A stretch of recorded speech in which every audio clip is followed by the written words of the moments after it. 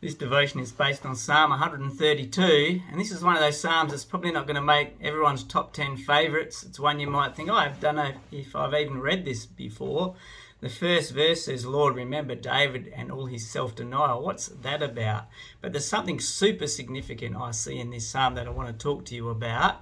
But I just want to remind you that this, again, is one of these songs of ascents. There's 15 of them, all about the pilgrimage to Jerusalem for the festivals and different things people are reflecting on as they make that journey. This one is about King David. It's about King David's faithfulness. It tells a bit of a story, but really it's about God's faithfulness. And what I see here in this psalm is the principle of a cycle. This psalm affirms a cycle of faithfulness. That sort of talks about David, but really it's about God's faithfulness. And we do have cycles in our world. That's what I want to talk about. We have cycles, bad cycles of poverty, cycles of addiction, cycles of violence, and so on. And these cycles can become spirals that take people down, and it's heartbreaking.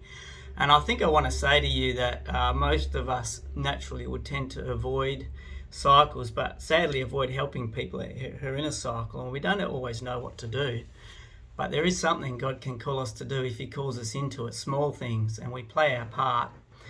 And we need to decide what that part is. But this psalm is about a good cycle, a spiral that goes up to God, because God is faithful. And because he's faithful, when we are faithful, a cycle begins and moves. So David had it on his heart to establish a place of worship. He loved the presence of God. He wanted to be near God. He wanted people to be close to God as well.